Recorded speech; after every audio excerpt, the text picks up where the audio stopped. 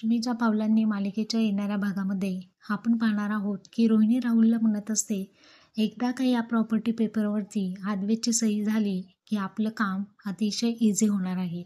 असं हे दोघं बोलत असतात. तेव्हा कला ऐकते आणि कलाला आश्चर्याचा धक्का बसतो की रोहिणी मॅडम आणि राहुल एकत्र कोणत्या पेपरवरती सही करण्याबद्दल ते बोलत आहेत. या गोष्टीचा शोध तर मला घ्यायलाच हवा आहे. त्यांना पाहून कला असं मनातल्या मनात म्हणते आणि त्यांच्याकडे धावू लागते. आता कलाला रोहिणीने सुद्धा पाहिलेलं असतं. आता रोहिणीने पाहिल्यामुळे रोहिणी आणि राहुल तिथून धावत पळत निघून जातात. तर कला असा निर्णय घेते की हे सर्व गोष्टी अद्वैतच्या कानावरती घालायला हव्यात आणि अद्वैतला ती डायरेक्टली फोन करते. तर घरी हे दोघं आलेले असतात, रोहिणी आणि राहुल.